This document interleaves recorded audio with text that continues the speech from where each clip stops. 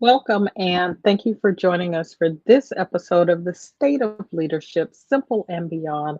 That is Robert Hilliard. I am Whitney Wiley, and we are here on Thursdays talking all things leadership. And today we are going to be tackling the topic of systems thinking. And so the question that I've posed is are you solving the wrong problem?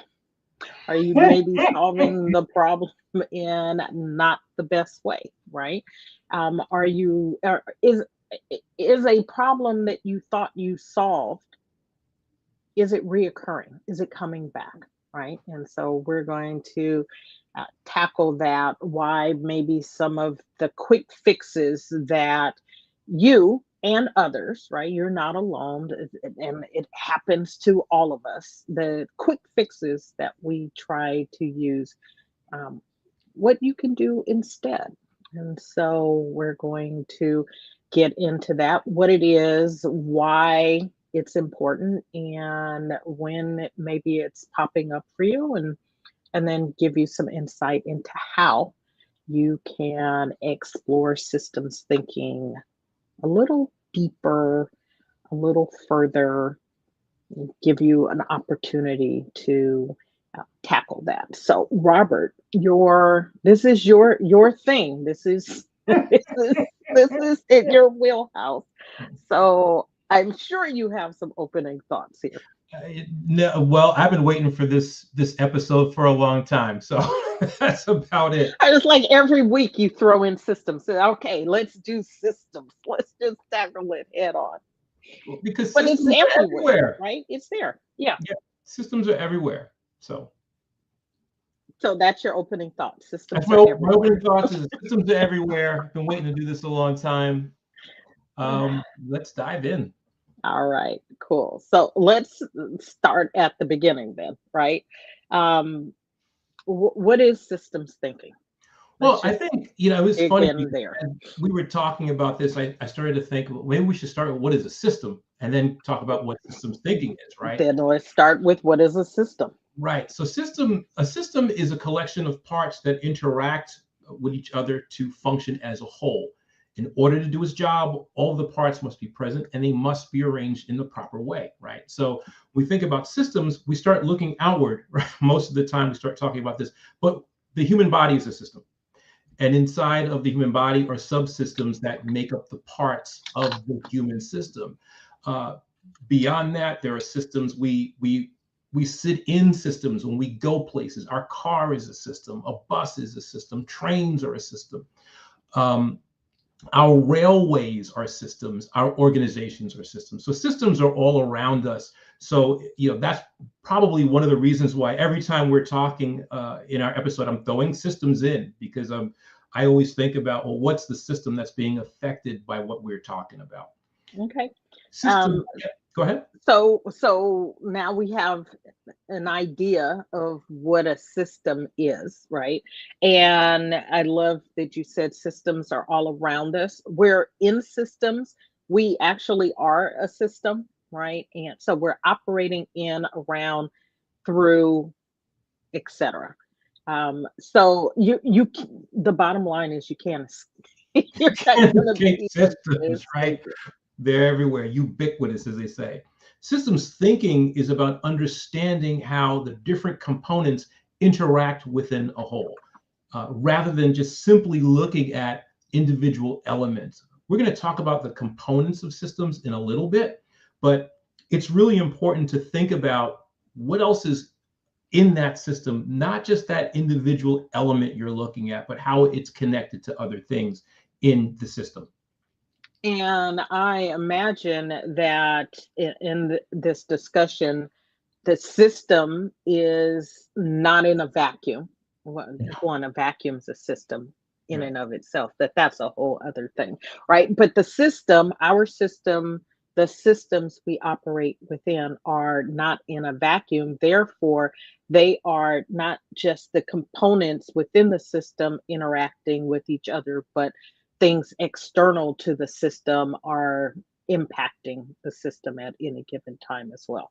Right. And what's crazy about this, and when you start talking about this and really getting into it, your system is a part of another system. So just like your organization, you can think of that as a system. Your organization is just a part of another system, right? It could be the economy, or maybe you're working in conjunction with another organization. Those two organizations form a system, and there are interconnections that run throughout those two nodes, for lack of a better word, that affect those systems. We're a system, right? There's feedback between us. There's information being shared between us. You're acting or reacting to something that I'm doing, and I'm doing the same too. So that's how systems interact with each other.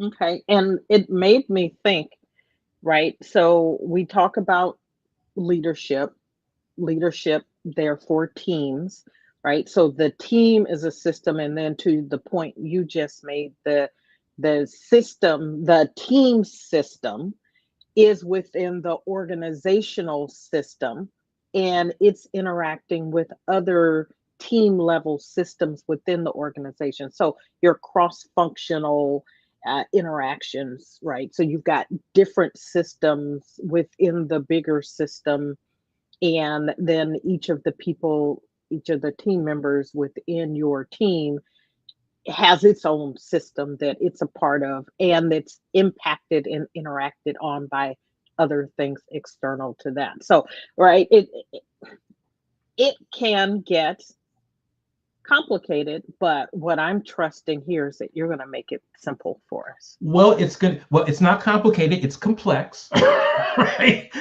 So I accept. that's what makes it's so difficult, because it's complexity, right? So those systems when you talked about, when you have a department functioning as a system, then becomes a subsystem of a larger system. So think of the human body. Your human body is a system, but inside of your body, you have your nervous system, you have your circulatory system, you have you have your endocrine system, all these different systems inside your body, which function together to create you as a person. So Hopefully. hopefully, right. And that's and this, we talked about, or we said that we're going to say why systems thinking is important, because you want to be mindful of two things. We're going to stick with two things. One is sub-optimization, and the other are unattended consequences. So when your body is not working optimally, you could have something called sub-optimization, and that's a behavior resulting from a subsystem, your subsystem trying to maximize its own goals at the expense of the total system. When this happens in the body, it could be certain, let's keep it very simple. When your cells do it, it creates cancer, right? When organizations do it, it creates silos. And we've all worked in organizations where one department has a rivalry with another department, and they try to optimize their own goals at the detriment of that other department, which then affects the organization on a whole. So sub-optimization is a problem, which is why you need to take a more holistic or systemic view when you're talking about doing things with your department, having goals for your department, looking beyond just your department's goals, but how that is going to affect the organization. So when you're thinking about systems and what is working optimally, not working optimally, suboptimally, what is it that you're looking for that helps you to get to the root of something? So, right, if we're talking about why understanding systems is important, why it matters, how do you know that it is something that is systemic or not? And I'm asking questions that hopefully I know the answer to, but I'm asking questions because our audience can't ask those questions of you. That's a great question. So there are certain things when we talk about, I started breaking down some of them. Elements is one thing. So that's the parts of the system. And then you have interconnections. That's how those elements interact with each other. And we'll circle back to these things. And then you have structure. But beyond that, you also have things that you can look for are events, right? So typically events are things that happen, those are occurrences at a specific point in time. So it could be your company stock dropping. It could be customers leaving your organization in droves, or it could be all of a sudden you're getting really bad customer service marks on your surveys. So events, and what typically happens is when there is an event, people get mobilized because events, they excite our emotions. So if we think about this just beyond organizations, perhaps there's a fire in our neighborhood, right? It's a spectacular event. It could be a calamitous kind of thing, especially if that fire jumps from one house to another, to several. So people get mobilized. And typically, when we talk about these things, we want to talk about interventions. So if we just focus on the event level, we may say, okay, we have fires that happen. And so it takes a long time to put out these fires. The intervention we're going to take is we're going to get better fire alarms, right? Make them louder, make them more sensitive, or better firefighting equipment. So that's how you're handling things. You're handling that at the effect level, not the cause level. But beyond events, you want to look at patterns. So fires are a problem. They keep popping up. And then we start looking at the trends. We realize the fires happen at night. And then we dig a little deeper and we start surveying people, and we find out that a lot of people smoke at night, smoke in bed, because we start looking at their mental models. Well, it relaxes them and it helps them fall asleep. So if we look at that or have an intervention at the pattern level, we can do things like start educating people. So we're getting more toward the cause, not just the effect of the issue, but the cause. So we know that people are smoking in bed, which are causing these fires.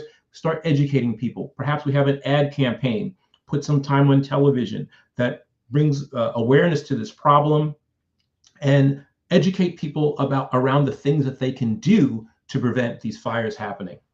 So that's why it's important, because a lot of times when we see an event, we decide that we want to act, or if we put a strategy together, we decide that we're going to look at a strategy that tackles the effect and not really look at the cause, the real reason why we should be putting a strategy together. So I want you to go one level deeper, because I want to ask a question about your example about the smoking. So you talked about events, right? That's the effect, what we see, the issue that catches our attention.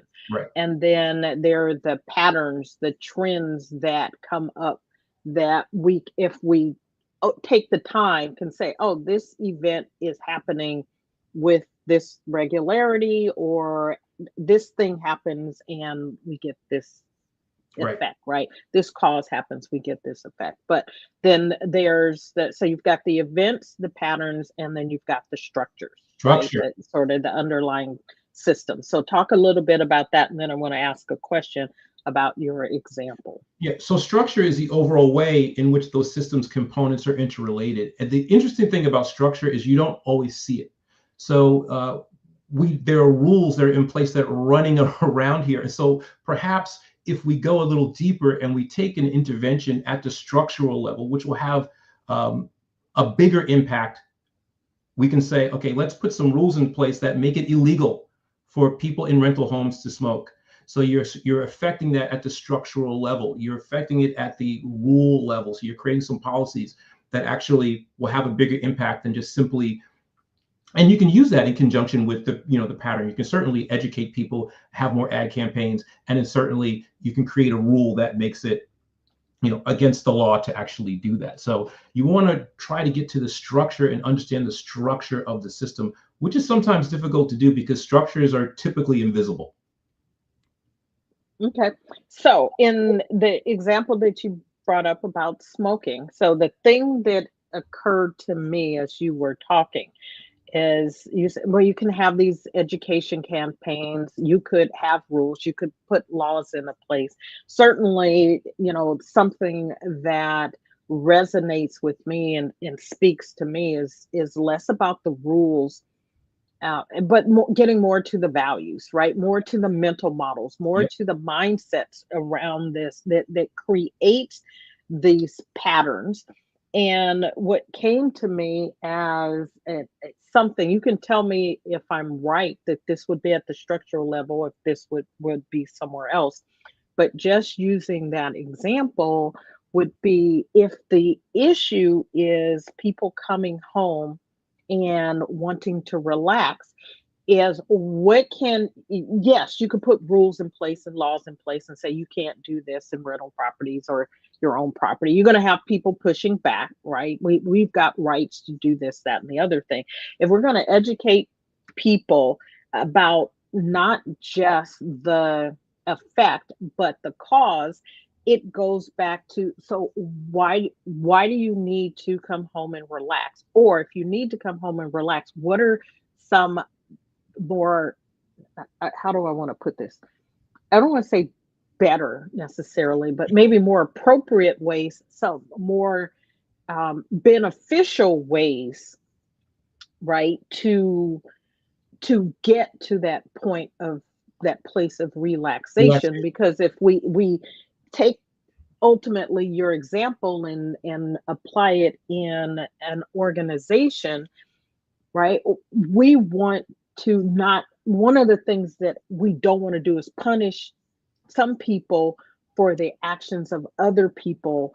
And I've been in those organizations where, right, we keep running up against the same problem because, going to my point earlier, the easy fix is this, right? The quick fix is this, which inevitably punishes other people because we don't really want to deal with the root cause of the problem.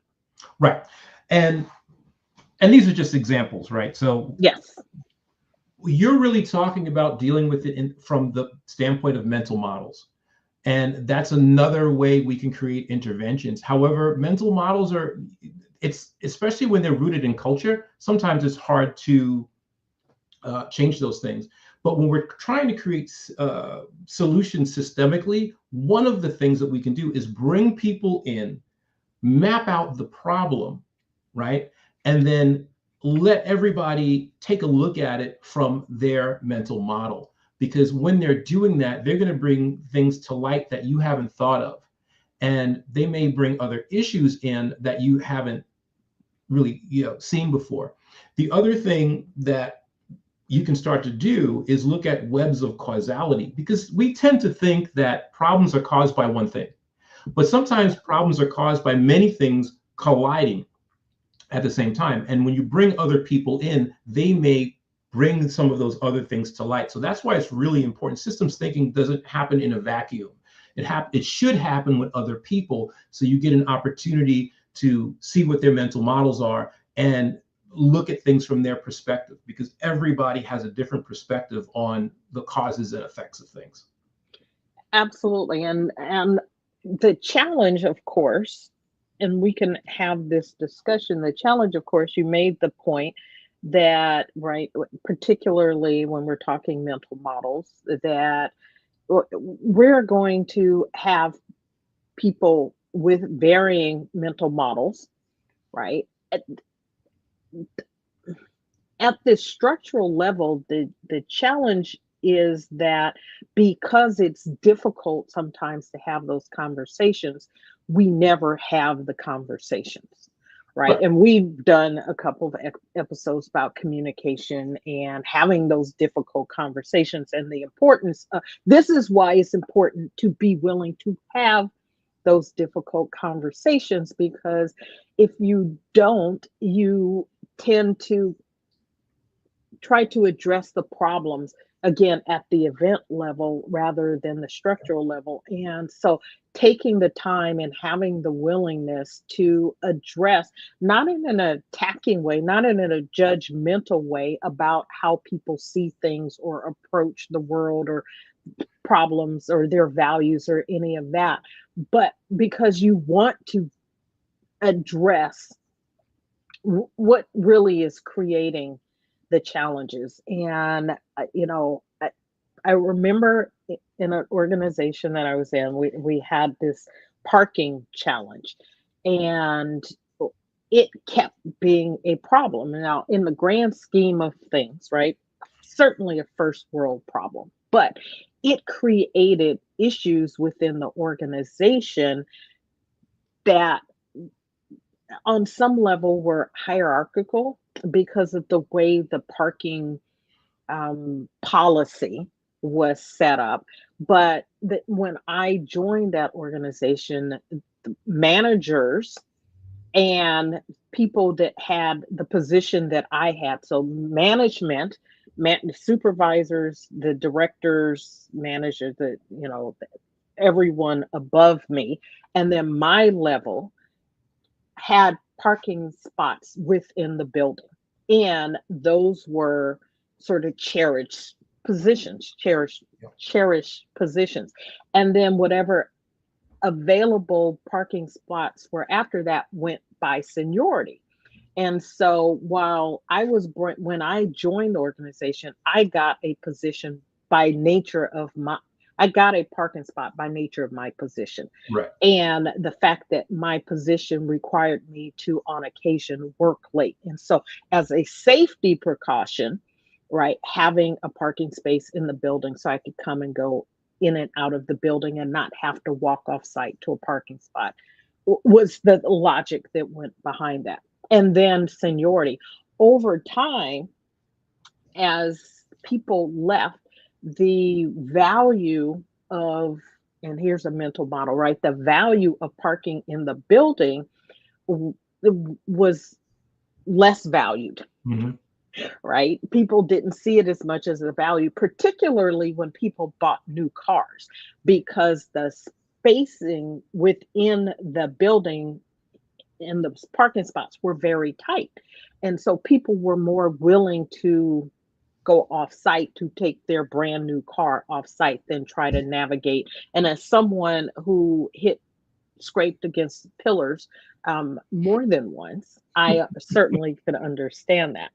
So I guess my question in this, or my comment in this, is that if we are not willing to have those conversations, then ultimately I led a task force that tried to deal with the challenge of this, because there were a couple of spaces that were then still available, and as people decided they didn't want to park in the building, it started creating other problems amongst staff, right?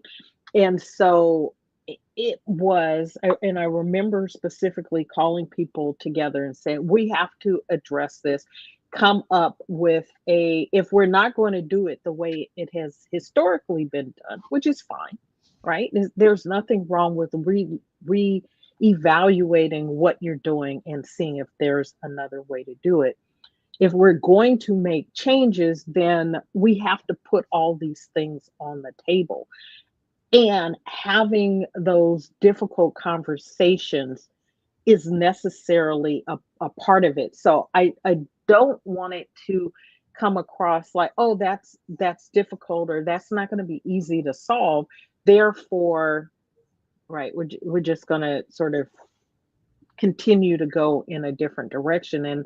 And what I'm hoping to challenge our audience and leaders in general is that we should always be looking, if we're going to solve the problems, be looking to have the conversations and sort of fight our way through the stuff in order to get to a place where, again, not in a judgmental way about people's mental models, Mm-hmm. but to understand where they're coming from, so Right. that we can see if we can find that common ground that allows us to move forward. And so it becomes about communication and making sure that there is an agreement to give people the permission to think the way they think, to have their mental models, but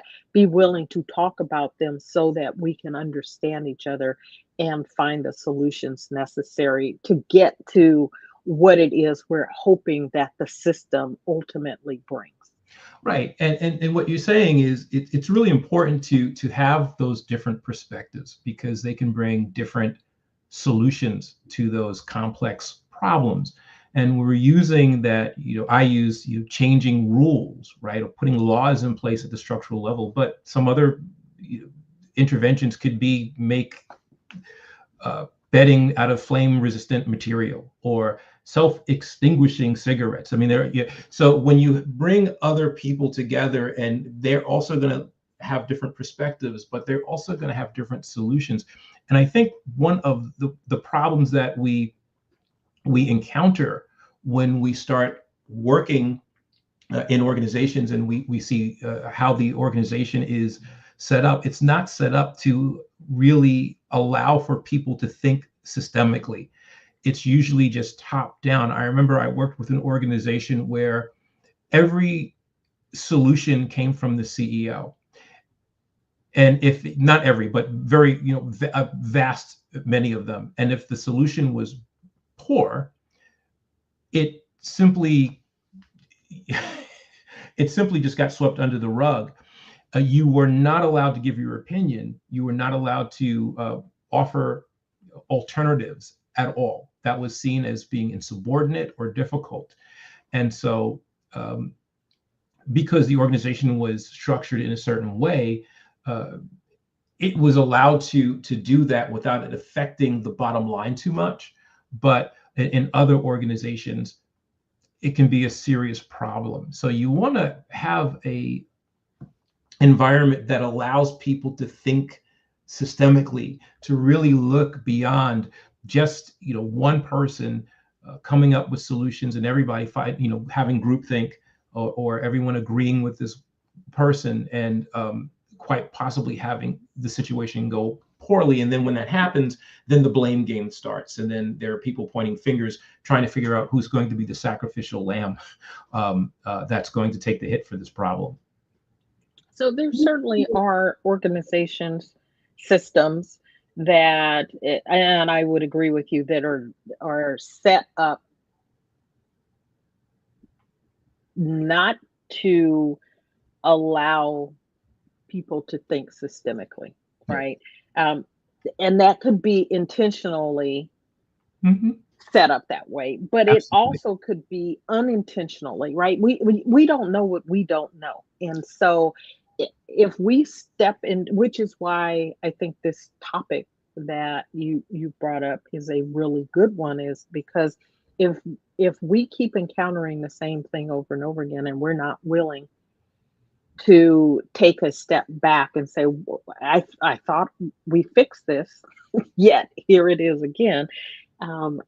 That's probably a really good key, that you need to look at this in a different way, right? Take a different approach, in a systems approach, and say, okay, if you are of that mindset where continuous growth and learning is a part of who you are, and I would challenge you as a leader, that should be a part of where you come from, then saying that we don't know what we don't know, and being willing to tackle it, right? Saying, is this a systems problem? Is this where are the patterns, right? Start being willing to ask the questions. Where are the patterns? Here's the challenge that we're facing. We faced it more than once. Is there a pattern that we see? Is this the system rather than the event? And how might we be willing to take a step back and give people permission to think on a different level, right? And I've shared this over and over. I've worked for I've had bosses that were very much, they would say that they had open door policies and wanted to hear what the problems were and wanted input, but when you shared I'll put it that way, when you share, not necessarily received well. And then I've had others who really wanted to get to a place where they wanted the optimal performance, which invited people to to participate and to share and to want to dig and get to the bottom of the issue, knowing that it's, while painful maybe in the middle, results in something much better on the other side. Yeah, it's one of those situations where it's a lot easier to do this on the individual level when you're motoring along and you stumble upon this, I'll call it a tool systems thinking, like, oh, I want to start using this. It's a whole different ball game when you try to get a department to think like this or an organization to think like this. You're really talking about changing the culture in many cases, which is very hard to do. You have to start at the top. This is one of those situations where you have to get buy-in from the top and really bring to light the benefits of systems thinking, so they can say, okay, this is something I want to start employing in this organization, and that's not so easy to do.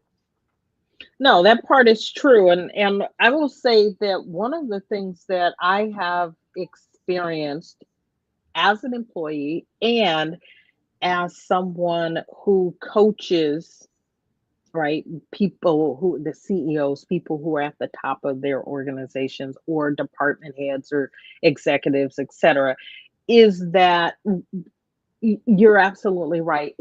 On a big picture organizational level, culturally, it may be a challenge, but and it has to start with an individual, right? Somebody has to be Yeah. the one. You be the change you want to see in your organization, right? Somebody has to be that one. And so whether it is the CEO or it's a department head, right? The department head could be the one that makes that shift, that change within their department, their unit.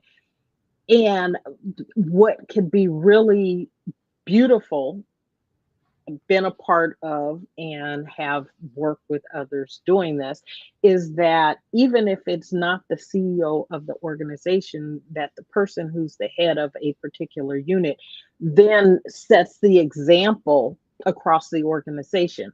And it's one of those things where someone comes and says, oh, I see a change, I see a shift, what are you doing? And then it can, what's the scientific, um Cascade. Sure, cascade, that's not the word I was That's looking where you're for. looking. No, the when it goes through the cells, that's what I was thinking of. I think it starts with an M, and it's escaping me. But whatever, cascades, right? That it starts somewhere and it, Metabolize. You can't throw that's out things better that than metastasize. So you yeah, can't throw things out there and expect me not to try to figure not to try to figure it it. out. It'll come to me probably right after we finish with the episode. But right, that it has there is the opportunity. So I guess what I don't want, it would be for someone to hear our conversation and be listening to the episode and go, well, I'm not the head of XYZ, and therefore I can't have an impact. And I would say absolutely not. It starts with you wherever you are in the organization, whether you lead a department, lead a team, are the CEO, where whatever, that if you, right, it starts, as Robert said, as an on an individual basis, right? And as you shift your thinking, your approach, and your willingness to have the conversation and the impact and effect on others, that it can cascade, it can permutate, it can migrate. I'm not going to You keep give trying to up find it. trying to find the word either. But it, right, it can do that. Again, be the change that you want to see. And this is how you impact the system.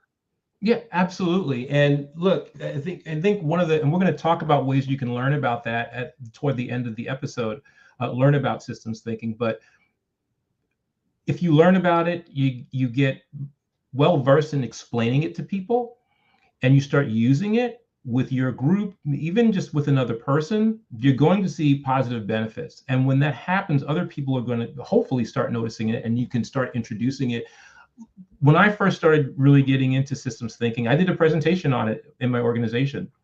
I don't know the impact of that presentation, but it was something that I wanted to share. So there are opportunities to share it. Um, People knew that I was thinking in this way, and they would come to me sometimes with their really complex problems, and we would sit down and try to work them out and get groups together and do this. So you can make an impact. But what I was saying earlier is that if you want to change the entire culture to do this, it's a little, well, a lot Yeah. more difficult. But you can certainly make inroads as an individual. This is the reason why we do the show in the first place, because we know that it only takes one person to learn something and to start talking about it and to share it with other people to create a movement. It may be a long time catching, but you never know. And that's another thing in systems. When we talk about exponential growth, sometimes it looks like nothing is happening, and then before you know it, it's overtaken the entire system. So it's something that you can certainly do. Absolutely. There's a compound effect, Yep, right? And absolutely. what that requires of you, though, is to be persistent, be consistent, and you need to know why you're doing that. Because as Robert said, it could be a long slog, in which case you're probably going to want to give. I mean, it's like, why am I doing this? Right? Nobody else seems to care. But if it's really important to you, you'll continue, be persistent, be consistent, and you'll set the example. And eventually, people will see you continue talking about it and walking your talk. Right? That's one of those things that's important in doing that. And one of the challenges, ultimately, that is why changing culture is so difficult, is because it's easy to give up when you're not seeing any change, right? And then people remember, oh, we've tried to do this XYZ multiple and nothing ever changes. And so why bother, right? And so you get sort of dug into doing things the way that you're doing it. And here's an opportunity to say, no, I am going to stick it out. So to that effect, if people want to know how to start having thinking systemically, what are, for the audience, I know your answer. Um, what are some ways of how to start exploring systems thinking? Well, there are tons of courses you can take. Yeah, you thought I was going to say start with something else, but I'll start there first. But there are tons of courses that you can take, that some of them for certification, some not, just to get you versed in systems thinking. But I started, well, of course, it was a big part of our grad school experience with systems. We did a lot of that. I got started by reading. This was part of our required reading, was the fifth discipline by Peter Senge, and I remember when I first read the book, I was like, and you know how I was like, well, this is the answer to everything. It's not the answer to everything, but it's an answer to a lot of things when you start seeing that there are systems around you. And he started, when I started reading that book, and that was the book that I did my capstone thesis on, was the fifth discipline. And when you start reading the book, he starts talking about other disciplines. So systems thinking is the fifth discipline. But when you combine that with personal mastery, really continuous learning, that's what personal mastery is, to be the best that you can be in your particular field of study or at your job. And you combine that with mental models, seeing how people look at things from different angles and refining those mental models. You can start making systemic changes. Also, building a shared vision so that you have collaboration going on and commitment in your department or in your space or in your organization. And of course, team learning as a team. So when I first looked at that and was reading this book years ago, I remember thinking, wow, this answers a lot of questions and makes a lot of sense. And I can see how systems thinking has a big impact. Also, there are tools that you could use, causal loop diagrams, to help you look at the different variables and how they all connect, which really breaks you out of that, oh, this one thing is causing the problem. And getting other people involved in designing causal loop diagrams, because you get to see how they are looking at their perspective of the problem, and you can sit down with them and talk about that. There's stock and flow diagrams as well. And of course, we talked about one of the tools earlier, behavior over time, right? So you can see patterns. Those things will really start to change how you see problems, right? You'll start looking at, oh, this event happened. Oh, this event happened again. You'll start to, okay, what's the connection here? What are the patterns? What's at play here? What are the web of causality that's going on? You'll start looking, or I should say, you'll stop looking for one particular cause of a problem and start thinking, what else could be causing this problem? And you'll start solving problems on a deeper level and a more sustainable level, not just, oh, okay, I solved the problem and then it's popping up again, or I solved the problem, but now I have this problem. And we tend to see this in lots of different places. One of the stories that brings this to light is it happened in communist China during the Great Leap Forward, where Mao Zedong decided that they were going to have this great leap forward. And one of the things that they wanted to focus on was agriculture. And so they decided that what they wanted to do was to eradicate sparrows, because sparrows eat the grain seeds. And China wanted to be self-sufficient when it came to agriculture. If they thought if they got rid of this pest, that would allow them. So you can already see what's happening, right? So what they really didn't think about are all the insects that sparrows eat. And one of the insects that sparrows eat are locusts. And locusts can breed twice as fast as sparrows. So think about this. Now all the sparrows are gone, and they had hordes of locusts that came and they wiped out these crops, and it created a famine. So then they had to export grain from other countries. So it actually worked against them. And, I bring that up because these kind of things happen in organizations. You have a great idea, and that great idea is coming from one person. It's not really a great idea. I'm saying it is. And no one disagrees with that person because they're not allowed to give their perspective. Or maybe that person is asking for a perspective, and other people they don't want to give it because they're worried about how they might be seen if they come up with the quote unquote wrong answer. And so they go ahead and go through with this solution. Maybe it's a strategy that they're putting in place to get more market share. Maybe it's a policy they're putting in place to deal with a problem that's giving them a hard time. And what ends up happening is an unintended consequence of that solution that's actually worse than the original problem.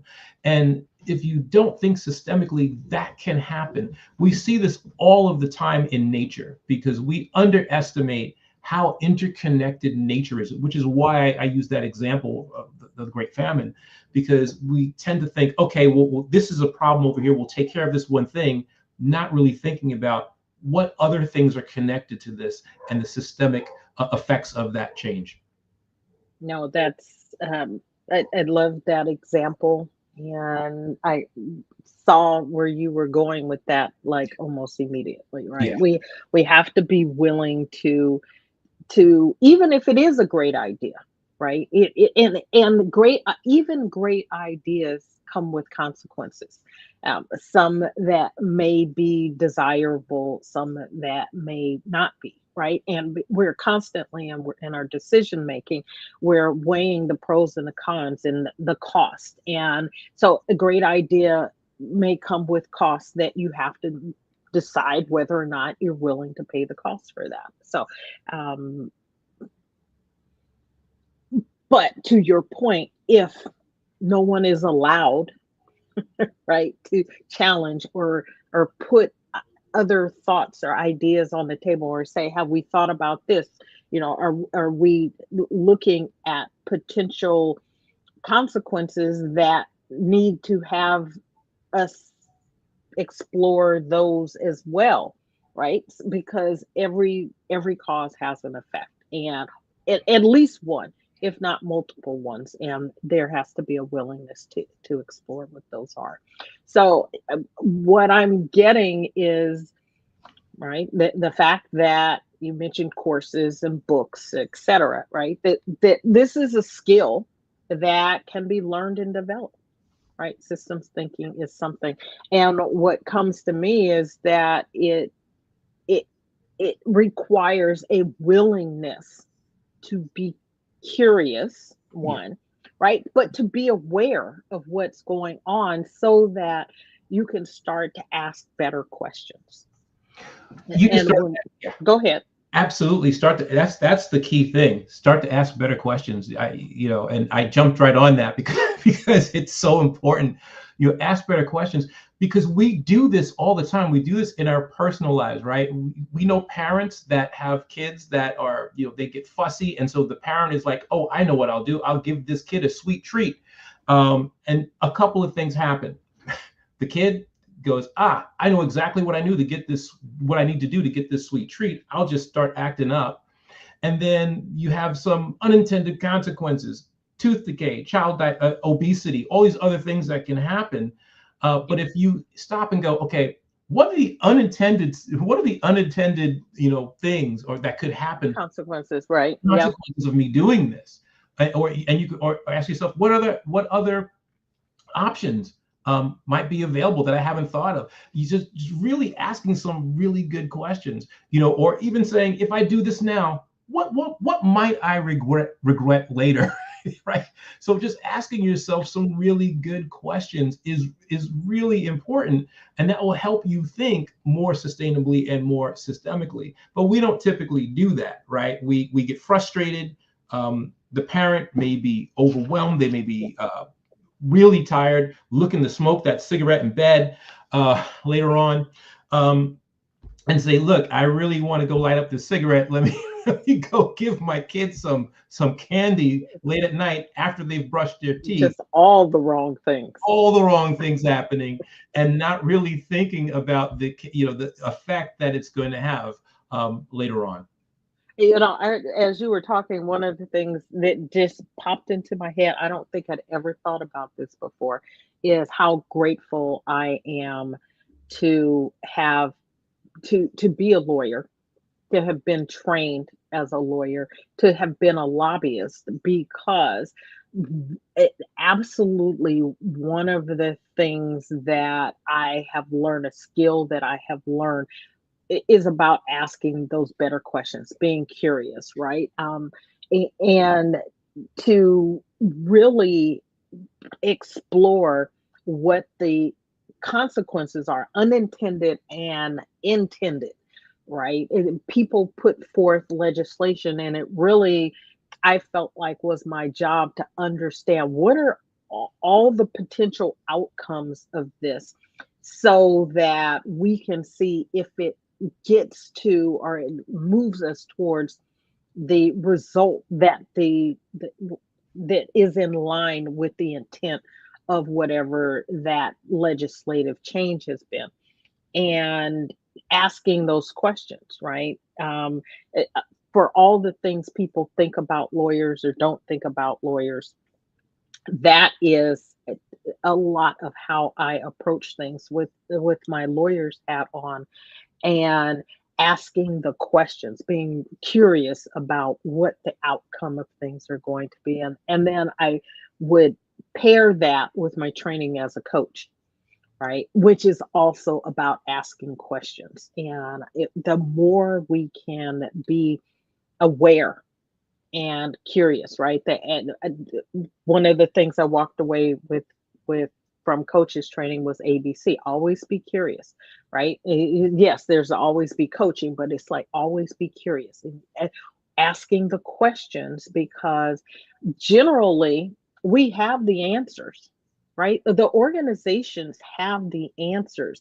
It is that willingness to explore the answers and the possibilities and the consequences of those various possibilities that will either help you and move you or keep you stuck, right? If there's no willingness. And so that being willing again to practice, I would say, the art of zooming out, right?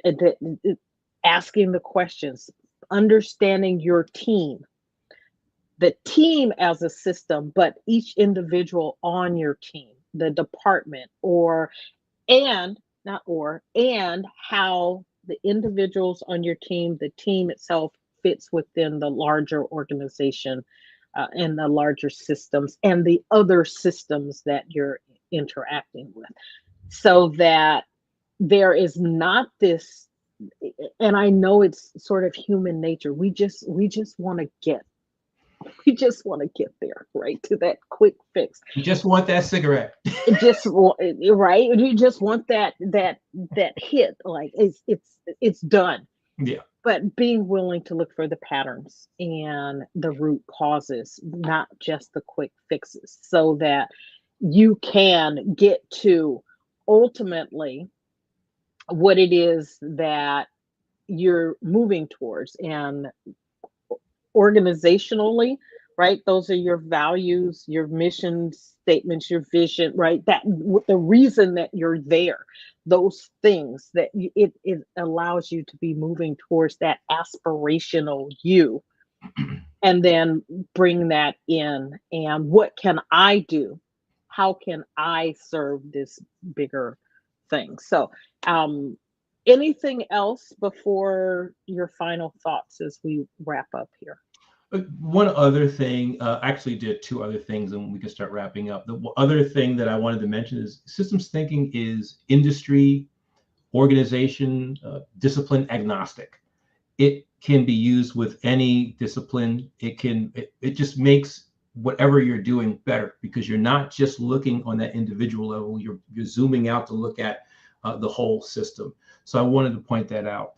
And I would be remiss if I didn't mention, when we were talking about resources, this other book by Donella Meadows, which is Thinking in Systems, which is really good. They, both those two books, The Fifth Discipline and that book, really shaped how I started thinking about systems.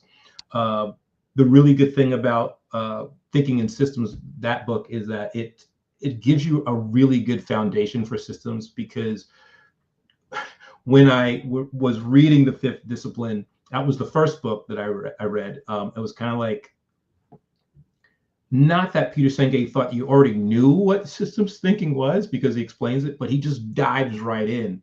And it's very helpful because he talks about how it can be applied in organizations to create learning organizations. But I had some gaps in my knowledge, and this book really filled in those gaps. So I recommend them both. And you can see my fan of post-its and notes all through it, but both books are fantastic. Awesome. Awesome. All right. So final thoughts. Think systemically. Think about unintended consequences.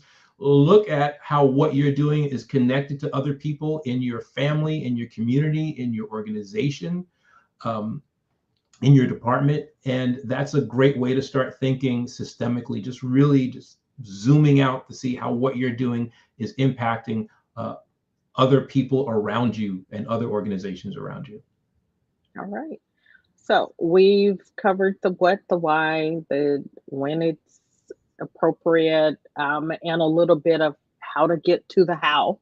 But if someone wanted to sort of dig into this and approach this in a way that helps them individually and the system or systems that they are part of, how would they get in touch with you to go about doing that? Well, they can email me at inspireme@roberthilliardcoaching.com, or they can go to my website, Robert Hilliard Coaching, look for that contact sheet that's there, and let me know the types of things you want to talk about, what goals you have, what challenges you're experiencing, and we'll take a look at those things. And I coach with the system in mind, so you'll get that stuff if you decide to choose me as your coach.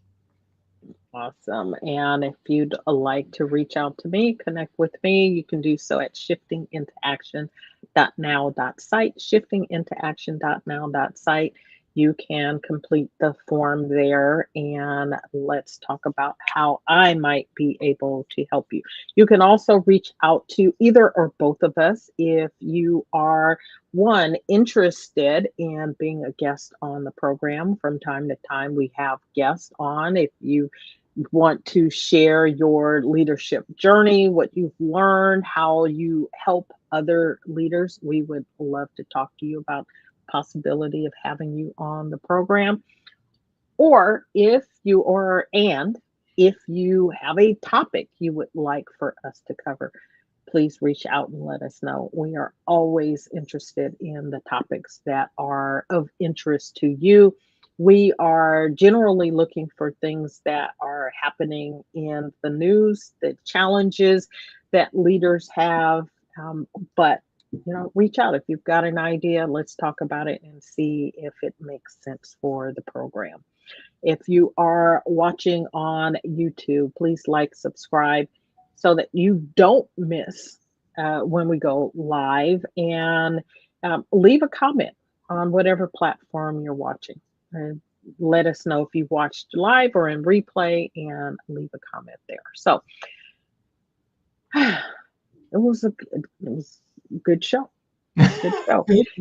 I even learned a thing or two, and you reminded me of a thing or two, right? So you think fifth discipline? There are 4 disciplines that had to come before the 5th one. So Right. forgot all about that. And so let's keep it moving. I love learning, and I learn something every week we're on the program. So thank you, and thank you for bringing this topic up. So You're welcome. until next time, right? Think systemically, right? Ask better questions, ask more questions, always be curious, stay aware, and until next time, just take care. Bye now.